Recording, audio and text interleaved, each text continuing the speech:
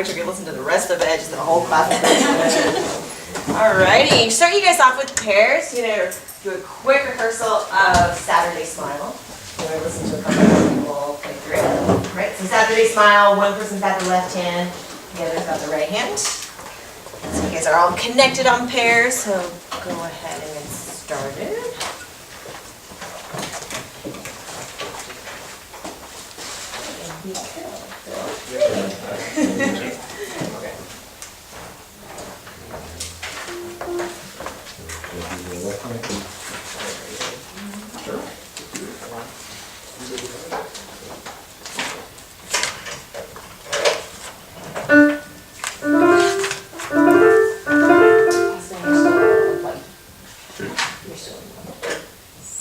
I could hear you good. Could? I had the phone back. Make sure it's the farthest right. Yeah, there are a couple places That'll you do can that. put that. Can you hear me? Can you hear me? Yep. Oh, there we go. Oh, sorry. There we go. Okay, can we start at 5? I guess we'll just go ahead and start. You still want to do the bass line? 1, Yeah. 2, 3, 4. 1, 2, 3, 4. Okay. Okay, I think what I did Tuesday was I snapped, gave us 4, and then we came out right, something like that. I think. Okay, Yes. It's CJ. let's try that again. Let's just go through the beginning and see where we do. 1, 2, 3. Okay. Saturday Smile. Saturday Smile. 1, 2, ready, and. I'm gonna go get you one. I'm so sorry about it. Wait. It's okay. That's fine. And Want to just switch places and see how it goes? okay, let's try. Okay. 1, 2, 3, 4. Wait a minute, it's. 1, 2, See, bass player. ready, and. Yeah. Sorry. One more time. 1, 2, ready, and. 1, 2, 3.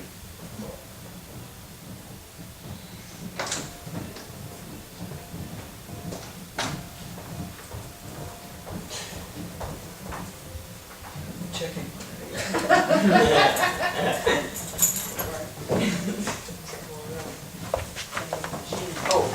Ah, There you go. Want to start with that? Sure. Second one. yeah. Start from the beginning. Beginning? Because it's easier, because I'm in the, Feel. yes. Yeah. Whoops. 1, 2, 3, 4. Okay. 1, 2. Perfect. Oh, goodness. It was so easy 2 days It ago. was. It's left our brain. How does that happen? I'm gonna kind of run You through try to it? make sure I know what I'm doing. Yeah. That's what it is. That's not right. Is that right? Great. It's CG, which is. Oh, try the bottom one as well. Okay, let's start on that one. Okay, where do you want to start? I'm sorry. 1. Okay, I do remember something. So when we start at 9, Oh, sorry. it'll just remember that I'm gonna be the one playing the chord, and then you'll do, 3, 4. Oh, right. or whatever. the Yeah. progression Okay. is. Yeah. So hopefully that helps, and then 1. I'll like make it apparent if you want to look over like where I'm putting my hand down for the chord, unlike what I'm doing for this. Okay. So let's try it from the beginning, Okay. and let's see if we can get to 9. All right. All right. Okay. Oops, sorry. There we go. Yeah. Yes, do it again. Alright, from the beginning. 1, 2, Okay. ready, and. 1, 2, 3, 4.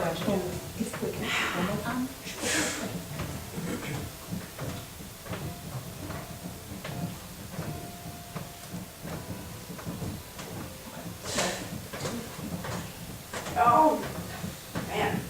Start from the beginning. in pocket. One, two, Good, very good. You guys wanna go ahead That and was see our great. SEAVIEW as well? Sure, why not? Okay. Alright, Mm, yeah, it's the pedal on the right. Yeah, which side? Ah, okay. I'll do the right. It was really good up until about bar 11, and I think it's just because, Yeah, and normally they count because. it's because you're only playing on one, and I'm playing like 2, 3, 4. Yeah. Yep. This is what it should sound like. I think I'm gonna play this right.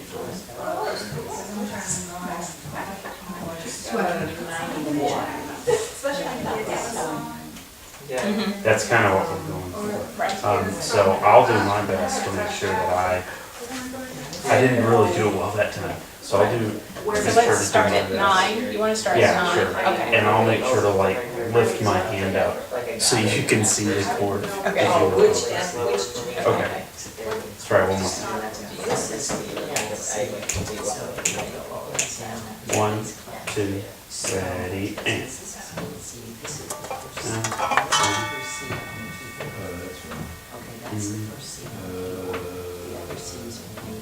Yep, right where you got it. Yep, that's it.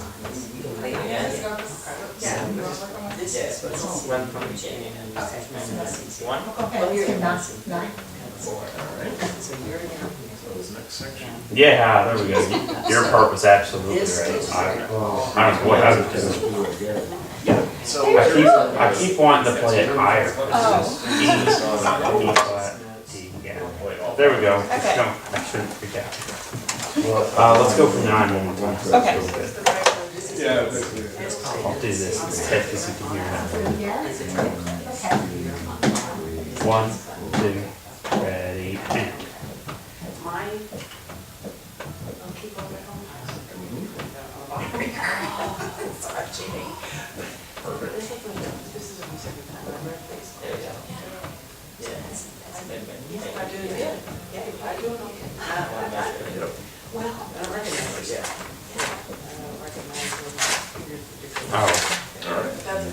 Oh,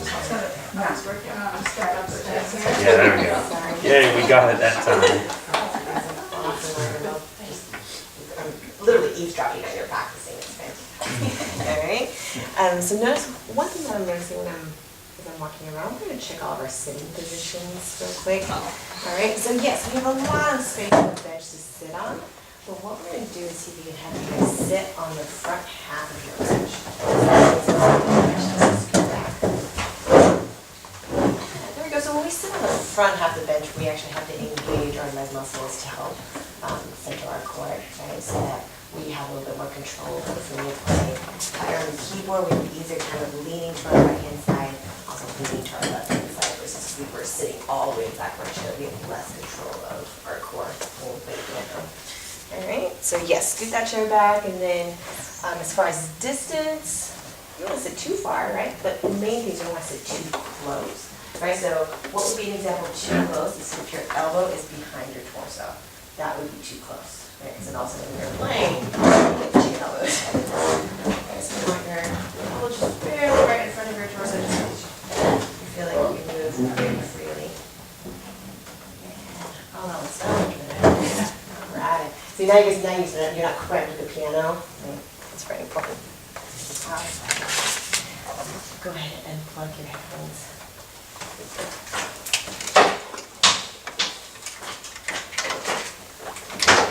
Hey, Kurt and Jeannie, you ready to play for us?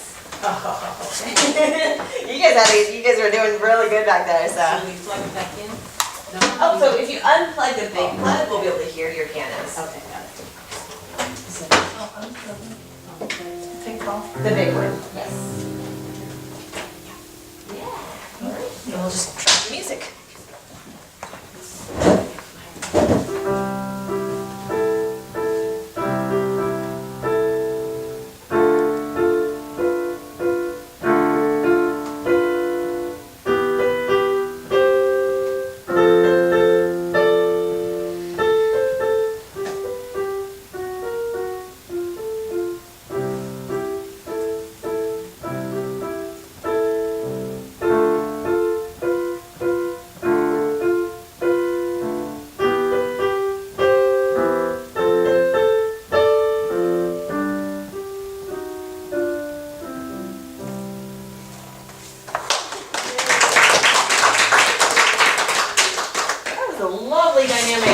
as well, right? We heard some decrescendos and what's that? Just to let you know that this is only my second time to read bass clef, so. That is so awesome. Nice job, right? I like how you went for the clef that you were not comfortable with. Yeah. Kudos for that as well, right? Because you could have said, I'm going to take that treble clef, which you know really well, but you didn't. That's awesome. Veronica and Austin? Sure, Here absolutely. to go. Okay. I'll practice off the same one. Okay.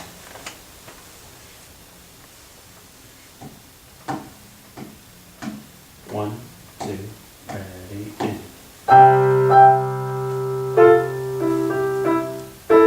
We'll start that again. Yep, you would not be shy. Wrong. Okay, same way. One, two, ready, and.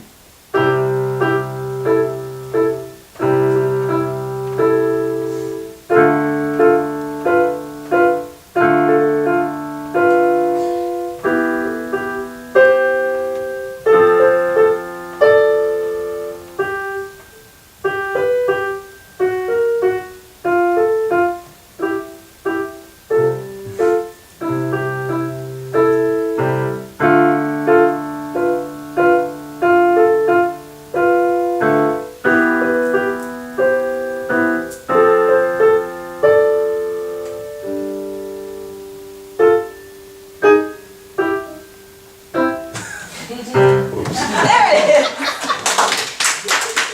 Great effort, absolutely. Great, because I could have had you guys play this by yourself, but the idea that if you're playing with somebody else, you have to listen to what's going on. Yes, you're counting, but sometimes you have to be forgiving and just, oh, there's that beat that I was waiting for, right? Absolutely, just got to work with it. Excellent. Anybody else want to give it a try for today? We'll hear a couple more on Tuesday. Sure, we'll play. Awesome. Yeah. All right. Okay. Alright. 1, 2, 3, 4.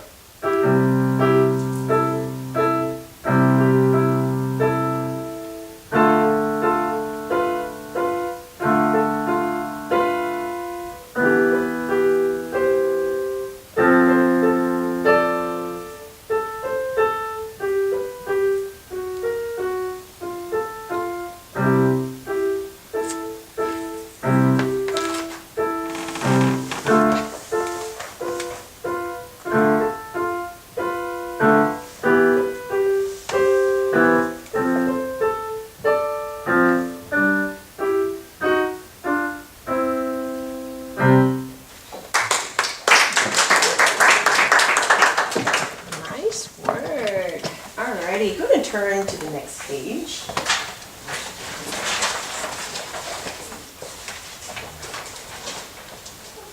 Okay, so we're going to take a look at some things called legato study today. One of them, I'm going to get you a couple things. So it's not the most exciting piece we're in, but it serves a good purpose for working on legato and getting our hand shape and our fingering numbers, especially for those violin players, right? You gotta renumber your fingers, okay? So one thing I was watching when I was coming by when you guys were practicing, most of you guys naturally have a very beautiful hand position, all right? So, which is fantastic, because I've seen some not so beautiful hand positions, some really awkward things.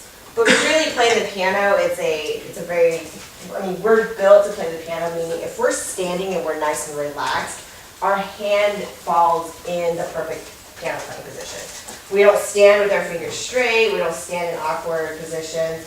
Just get a nice curvature to our fingers, so the idea that if we just naturally bring our hands up, it's ready to go, right? And it's just, our fingers got a nice curve to it. It's not super curved, right? You don't want to be playing on your nails, but just enough that you're playing on the pads of your fingertips, right?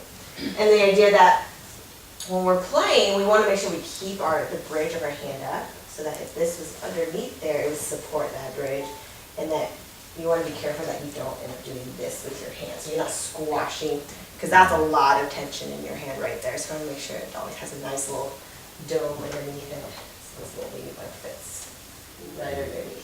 Right? So that's a hand position I want you guys to keep your mind on when we're working through legato steady. Ready. Okay, so the way this book is laid out before every repertoire piece, Hilly, the author, She listed a couple things to direct our attention to, which will help us be more successful. All right? Okay, so for the inquiry, on top of page 18, we want to take a look at the type of motion between your hands, right? Because you know your hands are playing at the same time. Okay. Are your hands, these are rhetorical questions, are your hands going the same direction? Are they going away from another when they're playing? Are they going up in the same direction? Are they going down in the same direction? Right? These are things you want to look for because it'll actually make your music reading much faster if you see these. Okay, so that's the melodic direction, when it's going up, when it's going down. Okay. So notice in this example, your hands are playing exact same notes. Yay! Right, like that. So your hands are always going to be moving in parallel directions, both going to the right and then both going to the left, slipping down. All right. Melodic range. We talked about pentascales on Tuesday. Right? We're going to work a little bit more with pentascales. That being, you just have 5 notes in your scale. This fits our hand so well. Your 5 fingers. All right. So what is the pentascale that we use in legato study, Andrew? C major. Lovely, right? Just looking at it, no sharps, no flats, no key signature. Well, our key signature is C. All right? Okay, so you want to just get your hands ready for that. Do our hands need to move, or can we reach everything in C major position? We can reach everything. Yeah. There we go. Okay, good to know. All right, so in that case, determine logical fingering. Your lowest note on your pentascale will be your thumb. Your highest note on your pentascale will be your 5th finger. Okay. Go ahead and put your headphones on because I'd like you to hear my piano.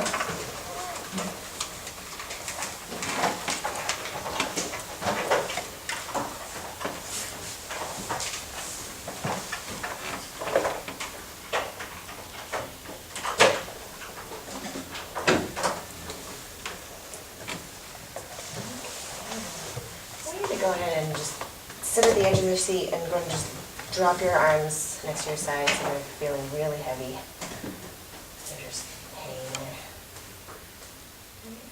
Now we want to feel that weight just drop from our shoulders all the way to the tip of our fingers, and it's heavy, almost like wet ropes. And a teacher explained that to me once. Wet ropes, heavy, heavy ropes. Alright, so we're going to go ahead and now gently just float your arms onto the keyboard, into that position, the C major pentascale. Alright. Go ahead and make sure your left hand C matches mine. And then, oh, here someone's not plugged in. And make sure that your right hand C matches mine. Alright, we have a bass C.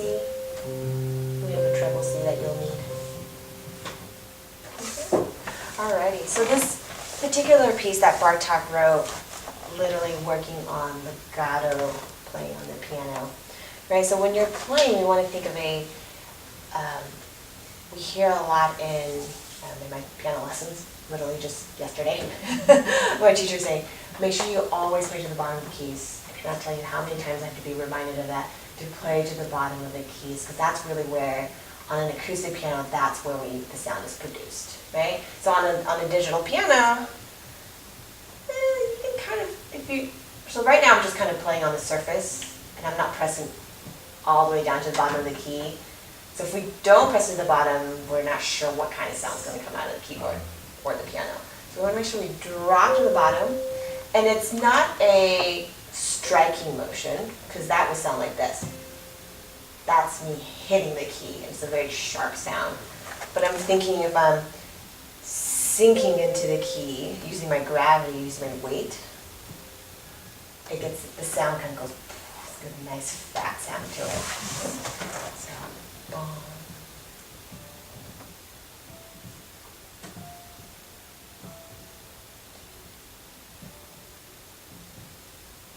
My fingers are very close to the keys. There's a little bit of overlap to help me connect those notes.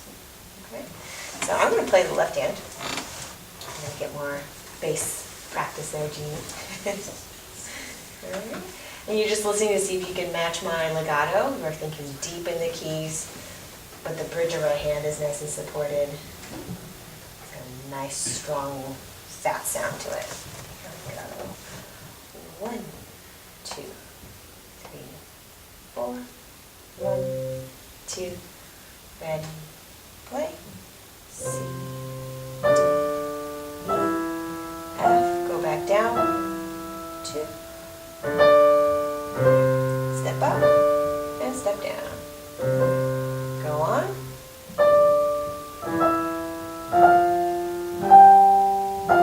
Going down. Go up. Step down. This time starting on an E.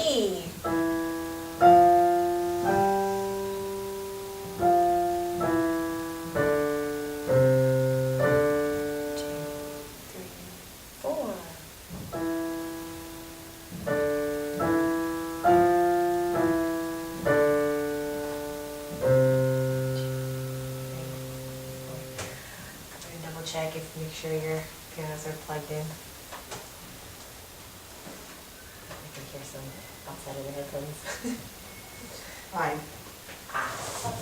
Is it? It's plugged in. You're good? Okay. But you're hearing it outside. Go ahead and play something.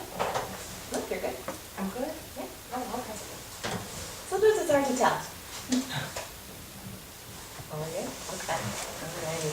Okay, so notice when I'm playing, notice that Bartok has actually written the slur markings in for you. A lot of times in music,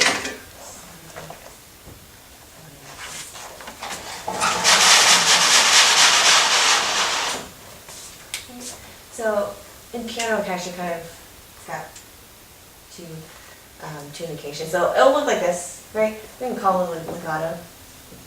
But I think in probably instruments, you hear and see more as a phrase. It can be a phrase indicator and or a legato indicator. I think on violin it works both ways, like the piano does. Right. So sometimes it's indicating the entire phrase, and sometimes it's showing you that it needs to be a legato. Right. So in this particular case, you have Bartok's written 3-bar phrases, which is kind of strange in classical music. These usually come in 4s or 8s. Okay, but then you got 3-bar idea, and yes, he does want you to play legato. So we're just going to go with that right now. But at the end of each legato, or at the end of each phrase, you always want to do a nice little taper. Right. Same idea as if you're starting your phrase, you're going to do a kind of welcome the sound in instead of striking it, unless. Oh, actually, Bartok writes forte here, so we do want a strong sound, but we want to drop with your weight in there so it's nice and solid instead of, we don't want to smack it. It hurts our ears, right? But as you're going up, notice that you're coming down and close out the phrase and get this after it, and then grow. And close it, ease in, 3,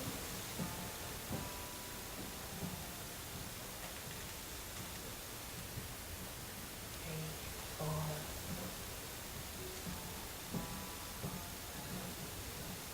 and so always focusing on the ends of your phrases, and that those are your hands and fingers will lighten just a little bit to get that touch.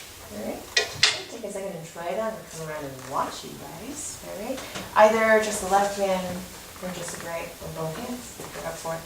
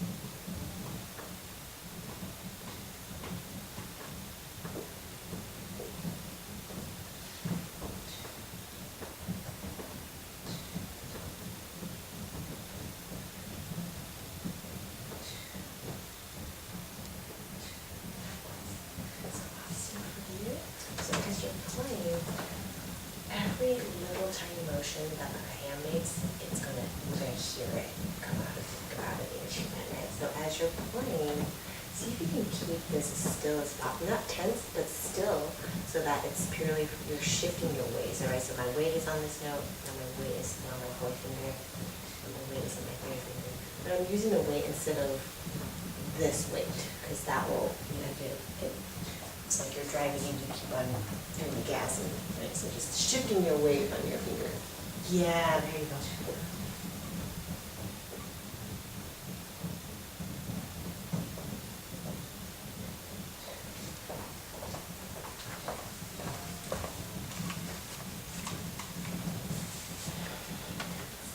Really good. Alright, one other idea to go along here as you're practicing something like this. So note-wise, I know it's not hard, but the concept of what's going on in our hands, right? So the idea of dropping the weight into the keyboard, there's also, that goes with it, the shifting of the weight, right? So what we want to avoid is using this downward motion every time we play a note, right? Because that will literally sound like as if you were driving and you're pressing the gas and stopping, and pressing the gas and stopping. That the more motion we have in our hand, the more bumpy our sound's going to be on the piano, right?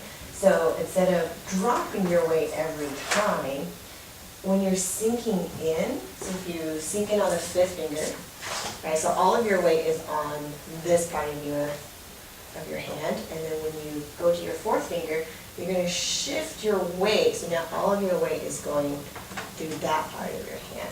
And you're going to shift your weight to the third finger, shift your weight to the second finger, and shift your weight to the top. Okay, so I'm shifting my weight as I'm going instead of using my hand to get that weight. Right? That will make a really beautiful legato sound on the piano. So that's the piano techniques that we need to focus on here. Okay, lovely. Let's do a couple more. Let's go to page 21.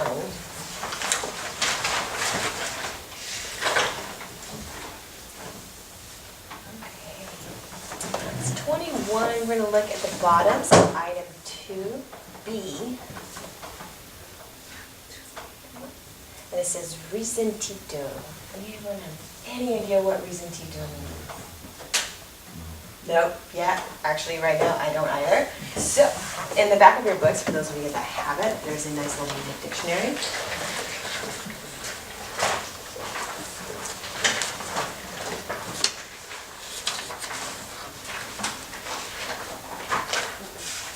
Vigorous.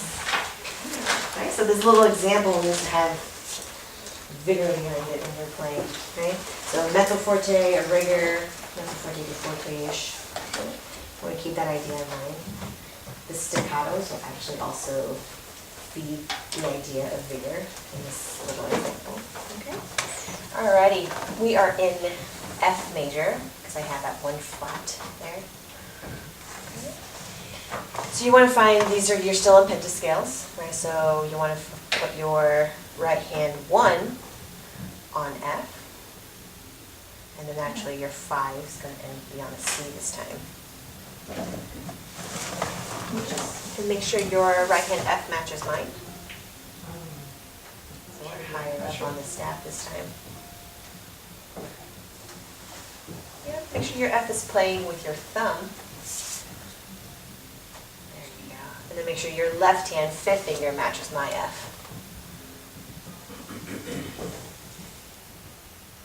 Got it? Okay. So yes, we are in F major, so actually you're going to have so you want to get that B flat ready to go so it doesn't trip you up when you get to it. So we're going to make sure your left hand 2nd finger is already on that B flat ready to go. And make sure your right hand 4th finger is on that B flat ready to go. So we need that B flat, we don't need a B natural, there's no finger on the B natural. Set yourself up for success. Alrighty. Keep both hands on the keyboard, just so we get used to that's there.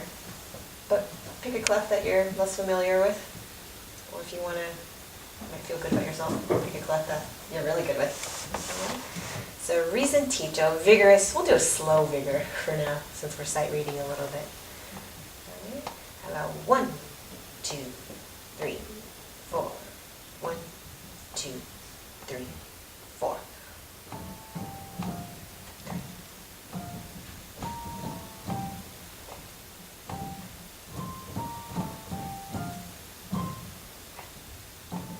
repeat.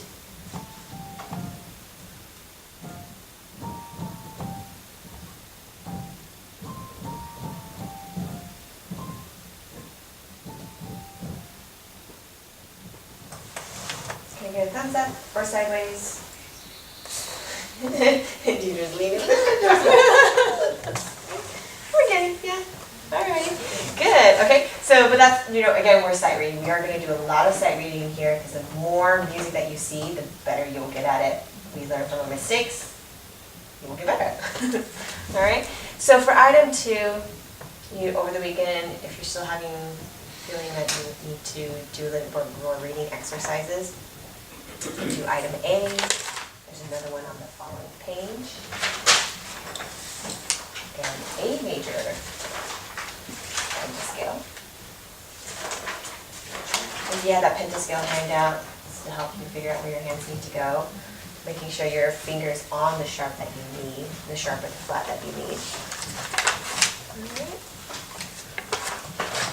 Any questions on that so far? The bottom touches, your hands, alrighty. Okay, go to come out of your headsets.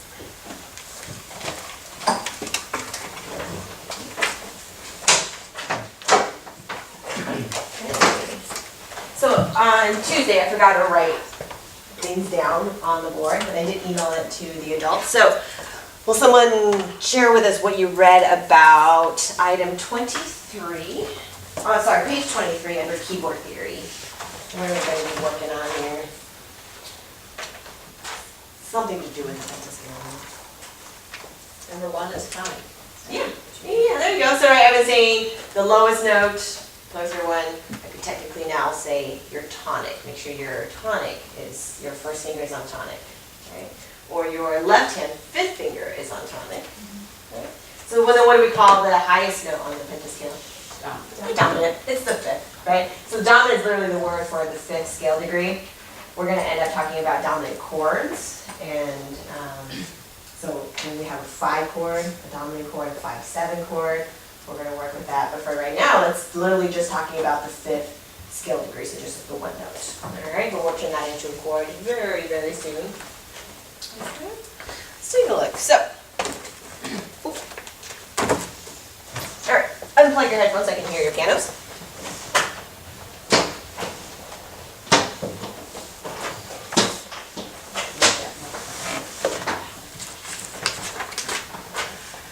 Okay, so in that example that she gives you at the bottom of page 23, so take a look at your left hand, because again, this is your tonic and your dominant.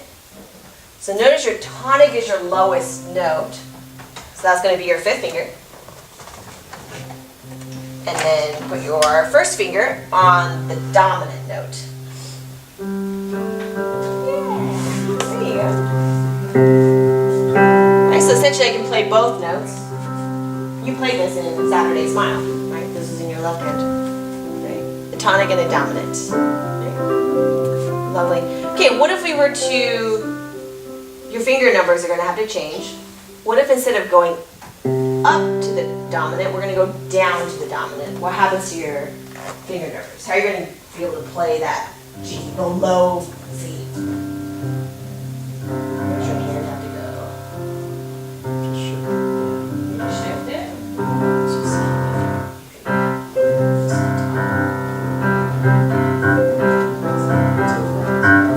Yep, 2 5 quick words. Okay, so we got a couple options here, right? So when we were going up to the dominant, we can use 5 and 1. It's perfect. Okay, it's the 5th interval. If we're going down, it's a 4th. C to a G is a 4th. This guy right here. Right? 1, 2, 3, 4. It's a 4th. Right? So if it's a 4th, then we actually have 2 finger options. Right? Some people chose. You can use your 1 and your 4, or you can use 2 to your 5, right? As long as it's 4 fingers, 4 adjacent fingers, either will work for this, for when you want to go up to your dominant or down to your dominant. Okay. All right. Let's sight read through this example. C major still,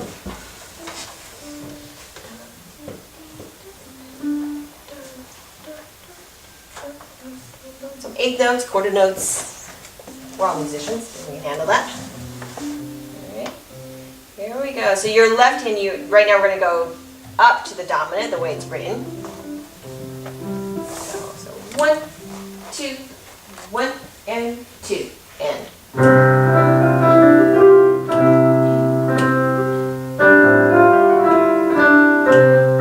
Let's do that again. 1, 2, 1, and 2, and.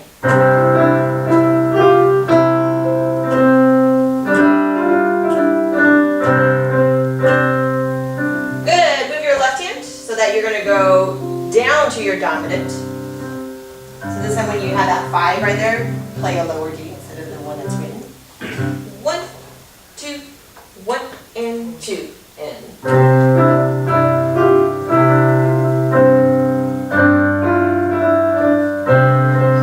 I'm going to play just your right hand.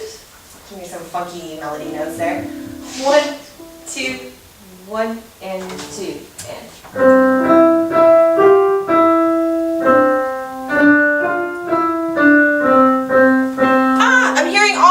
Notes, just not in the right place on the piano. What's written is a middle C, so everyone play a C. Play middle C. There it is, now we're all on the, that's exactly what's written on the music for you. Alright? Okay, both hands again. 1, let's do down to your dominant. 1, 2, 1, and 2, and.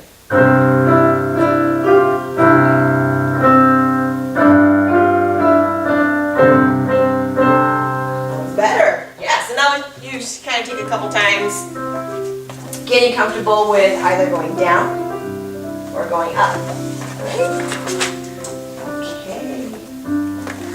How many of you guys have been to the website? Okay. And I've shown the website to a couple of you guys.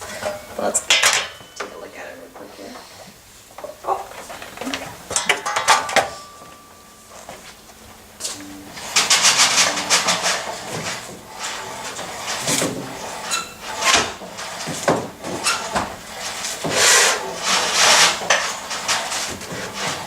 Very temperamental.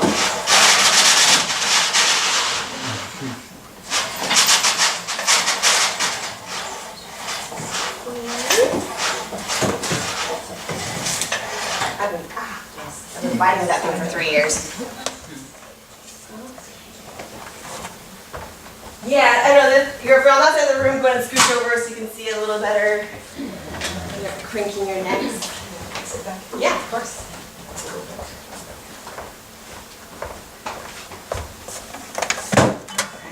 So our website is pdmpiano.org. Right. And as long as you have the book, then you have free access to this website. All right, there's no login or anything, so technically you could also share it with your friends. That's cool. All right, so the idea that whatever we do in the book, if you want more exercises, there are a bunch on the website. Right, so this book used to be much, much thicker, which also meant it was much, much more expensive. And so the author Haley, in working with a publisher to get the cost down for the college students, she put most of the materials on the website, so now they're in 2 places. Okay, so we are now in chapter 2.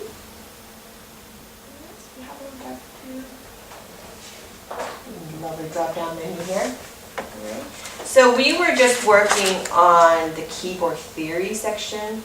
So usually, here it is, keyboard theory. Right. And then you have some exercises that she's working with you on those. Right. That's not what I was looking for. Here we go. I was looking for harmonization. Okay. And so now here you have more melodies. And she plays a melody with you. So then you can try. So then you actually have to figure out, okay, so I'm in, for the first example, I have 2 sharps, I'm in D major, what's my tonic, what's my dominant, and then as you are playing along with her, you're going to try to figure out, is it the tonic that goes with the melody, or is it the dominant? Right, it sounds something like this. I'm still plugged in. No, I'm not.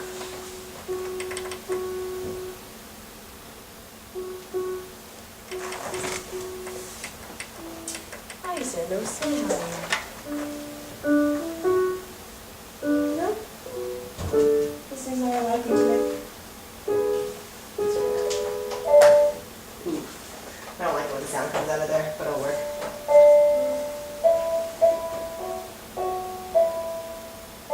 Alright, so you just have somebody to play along with. She has a lot of sound files.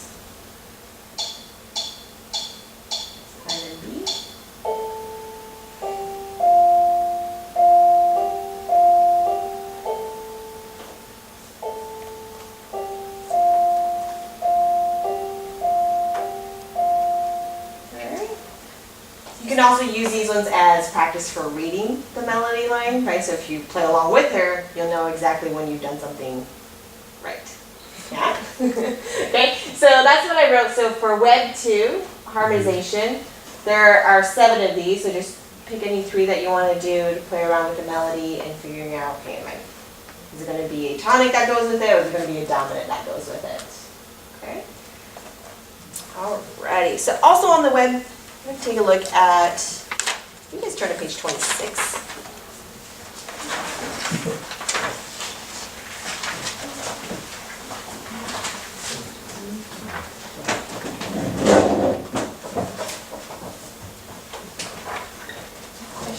For those for LEGATO, right, it's not a premium in website. I'm sorry, can you say that one more time, Jenny? Essential PDM, is it PDM? Yes. Is it, okay. Yes, yeah, so Essential PDM, that's, yeah, actually I never thought about the name, but maybe at one point the book was called Essential PDM. Because the top of the premium. Are you talking about preliminary? Yeah, yeah. Oh, so that's That's another. essentially- Yep, so these are the chapters up top, Okay, thank you. and then all the items in that chapter are in the drop down. There's a lot of stuff. Okay. There's actually one more thing I want to show you. So on the, go back around. There we go. So also I wrote on chapter Web 2, there's an MP3 for Tap It Out, which is on page 26. And MP3 files are always going to be at the bottom. Oh, I'm in the wrong chapter. Chapter 2. It's always at the bottom of your drop-down menu. Second to last. So then here you have you see Tap It Out on page 26, 27. Right. This is a rhythm ensemble. You're going to go over the weekend. Hop on this and you have something to tap along with. It sounds a whole lot better. So this is what it is.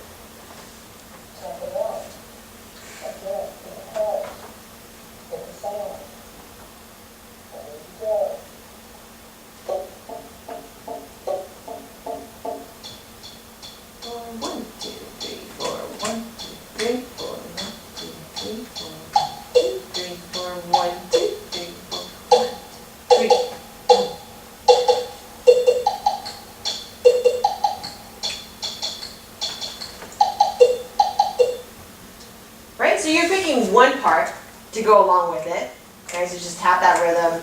So she's done some funny sounds in the piano too, but the idea that can you keep track of your part while you hear other stuff happening, okay? Ensemble musicians, that's what you guys do all the time. Just stick to your section, right? As a pianist, I just do whatever I want by myself as a solo pianist, but when I get to chamber music, I have to work a little harder. Yeah, right? So that's one of the things, again, we're just reviewing rhythm. If you're solid on rhythm, then don't worry about it. You can sight read it. Okay. And there's also, while we're at it, there's also one for study in D on page 29.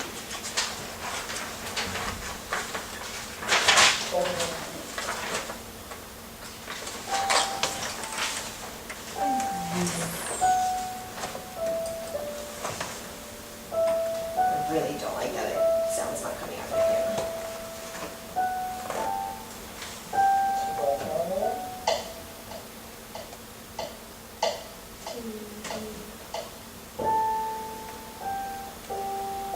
Alright, so you can play along with her so you know what it should sound like.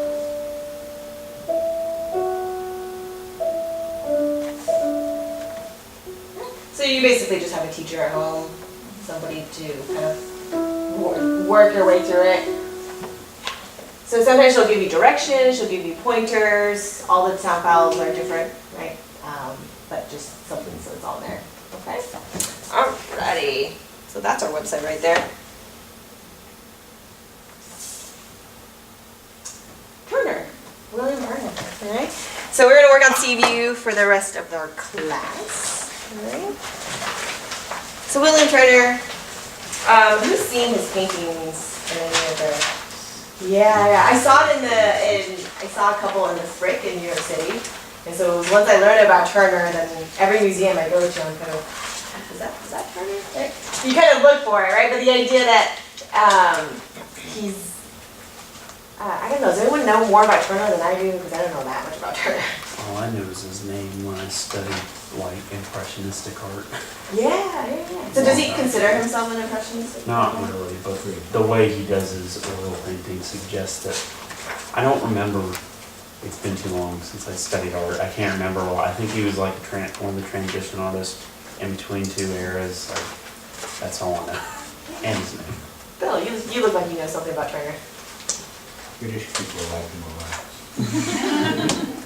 Yeah, they're pretty proud of him, I think. Pre-impressionists, but they didn't have impressionists, so they kind of focused on Turner and a few. Okay. Yeah, for sure.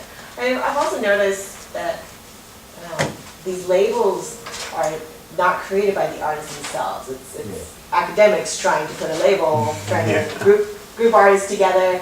But really, I mean, he's not necessarily impressionistic, but known for his play with light, right? How he's able, that you can tell what time of day it is, even though just by the way the shadows and the light is coming on the paintings.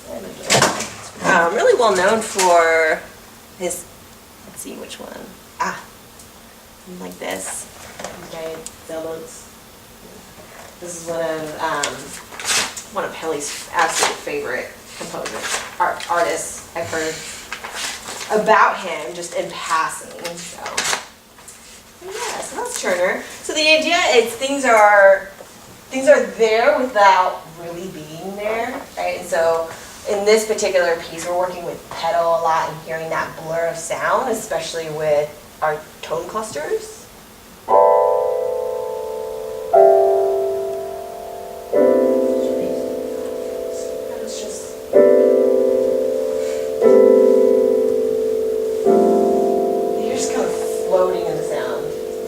Pedals down for all of this, and all the sound just blurs together in the top, right? It's quite nice.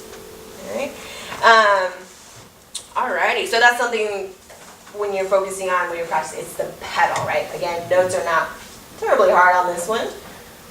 You have the fifths that we worked on, but it's that pedaling and listening to what happens to the sound.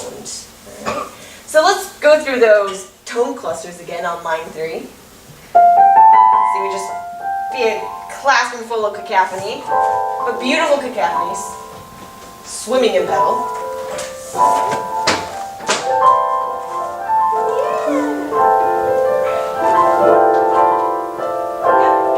What is the dynamic marking of these tone clusters? Pianissimo. Yeah. Right, so you gotta be so quiet with it, just a little bit of weight into the keys will just fine. Are you really light and delicate with it? Yes. So I have a question. So do I just, does this just follow through here? That's a great question, Joan. I was very curious. Yeah, let's take a look at, Joan brought up a great question, I'm going to do this. Wait for it. Alrighty. You see my music? Yes. Cool. Alright, so Joan was asking about this guy right here. Right, so I have 2 treble clefs. So as I'm playing through, do I simply go down here and keep reading? Okay. The answer is no. We have to read these together because it is written on a grand staff. They're connected. So on a grand staff, usually this will be your right hand. This will be your left hand. Right? And typically, it's treble clef and bass clef. But in this case, it's not. Right? But you are playing this at the same time. So it's your right hand has a tone cluster, your left hand has a tone cluster, and you have to read the notes in treble clef. Yeah? So it's right hand, left hand, together, with fermata, Alright, so we're gonna add 2 beats on those when we play it together. So turn this into 6 beats. 4 beats, 4 beats, 6 beats. Alright? And this is your pedal marking right down here, this super long bracket. So that means you're gonna press your, we have 3 pedals on the one on the very far right is your damper pedal. That's the one that pianists love. We can't live without a pedal. So you're gonna press it down, and then there's no, it's just one straight long line, so there's no pedal change, just the entire thing. Okay. If they wanted your pedal to change, they would have a little arrow, a little divot, if you will, and we'll see those pretty soon. Does that make more sense, Joan, that you're reading against the other? Yeah. Can I ask about, say, body position? Yes. So should we always be a body right in the middle C, and then our arms just? You have the right idea. So yes, we sit centered of the keyboard. It's not just our arms that will move up, but our core, your center, right? Your butt's not moving, you're not actually moving around on the chair, but you can lean your weight to the right as you need, and then come back and lean to the left. Okay. TED Talks, big fan of them. A conductor, his name is Benjamin Zander. You know the name? The DPYR. Yeah, oh, very cool. Benjamin Zander, he's a character. But he gave a talk about what takes a little kid that plays a Mozart piece.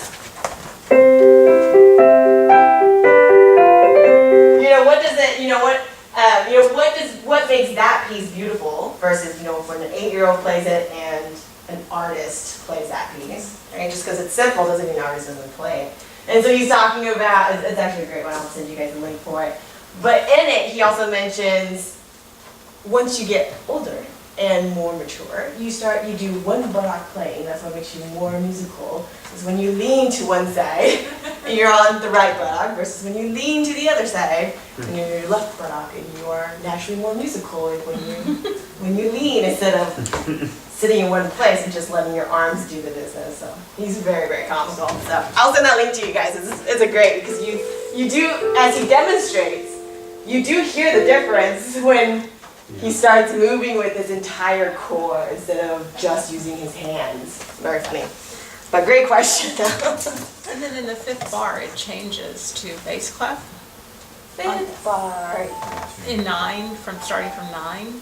Ooh, yes. Okay. Yes, good catch on that. Because these tone clusters are moving their way down the keyboard so that it's easier to notate things in the bass clef. Otherwise, you're off the page, right? Yes, yeah, or you have a whole lot of ledger lines. We don't like reading ledger lines. Nobody likes reading ledger lines. I don't care what instrument you play. Yeah. Alrighty. So here's our first one. Oh, it looks beautiful in my visualizer. Easy to keep track because literally just 10 notes in a row. Go ahead and get your pedal down. Same as driving. When you're pedaling, your heels are not up, right? Your heels stay grounded. Alrighty. Let's try this. So, just get your hands ready. Yeah, so actually look up here. Your 2 hands need to be right next to each other.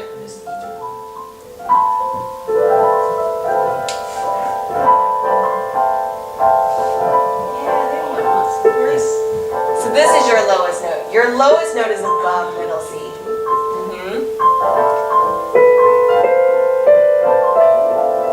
Here's middle C. There we go. Yeah, let's just make some noise.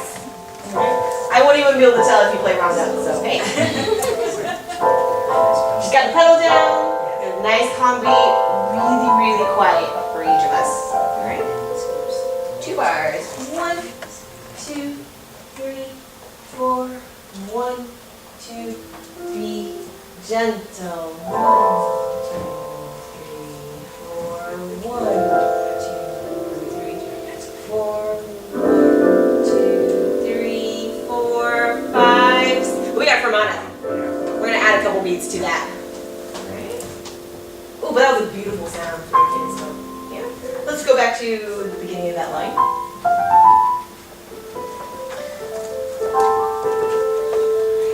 One, two, ready, play. 2, 3, 4. 2, 3, 4. 2, 3, 4. Hold me. 1, 2, 3, 4. 2, 3, 4. 2, 3. Yes, I'm gonna put on your headphones. Again.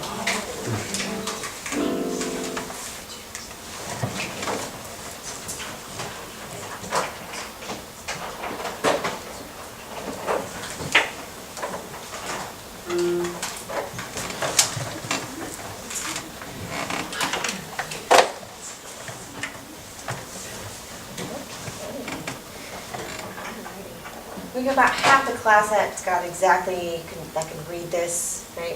We just want to double check where our hands are. So the lowest note in measure 9 you need is an A above middle C. So we're going to find this A with your 5th finger. And from there, the next 9 notes that go with it. That's your first tone cluster. Your second one, your lowest note is an E above middle C. So you are just at an A, you're going to move down to an E, and then the following 9 notes. And then you have your lowest note is a B, below middle C now. The following 9 notes. It's beautiful. And then the same thing. And now this is where Veronica mentioned you're in bass clef, your lowest note is the A, below middle C. And so your tone cluster. And the last one, you're on a bass F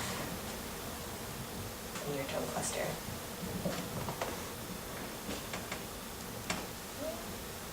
Okay, so that's something that you can, it's a bizarre reading thing that's happening here. We just threw it in the deep end. That makes sense. Okay. All right, let's take a look at the opening here. Okay, let's take a look at the right hand.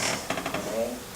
So we do have a half rest to begin with, and then we have an E flat and a B flat. All right, so go ahead and see if you can match my E flat and B flat. So I should be on 2 black keys. We're going to do a little bit of piano technique here, okay?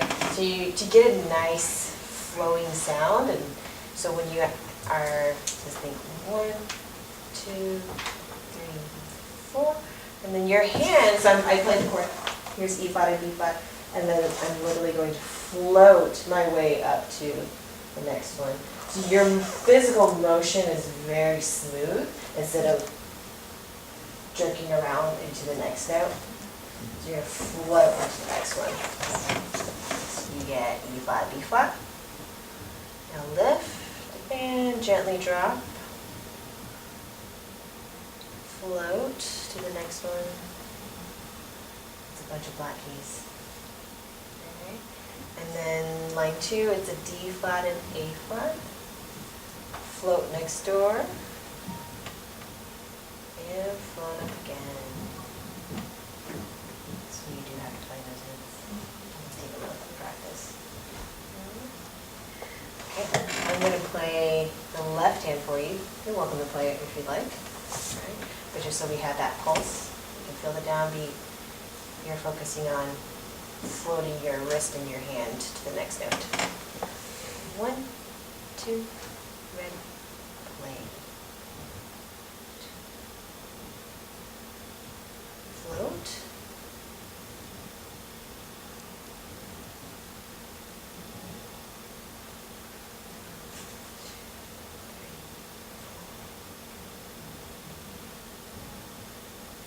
Float.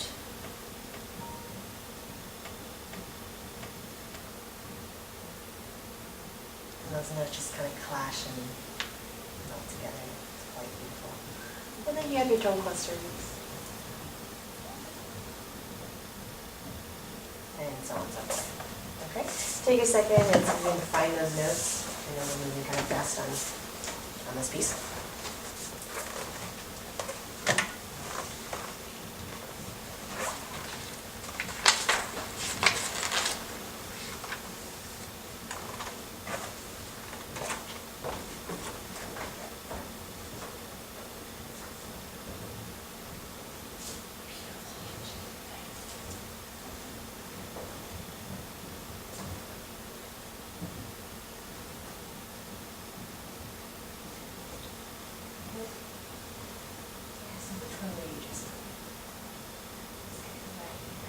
So this pinwheel is not you, yeah, like they're going, lean to the right back.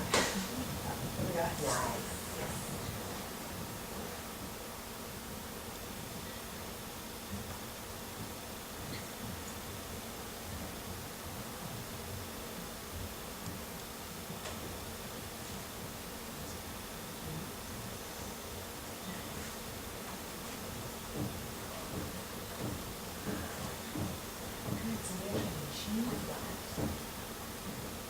Oh, yeah,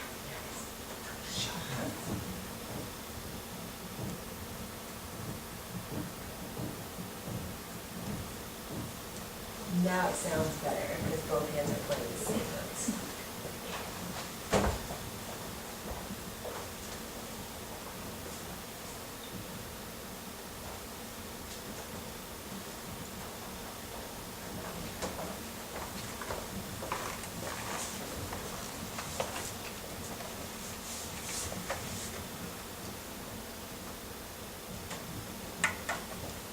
Alrighty, I have to let you guys go.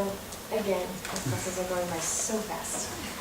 One last thing that's written on the board, because it's taken on page 21, so we know what that is con molto. So the question is, how many different types of motion, parallel, contrary, oblique, are used in con molto? Right? So for those 3 music terms, if you're not quite sure what it is, you just Google it, and you'll be able to figure it out.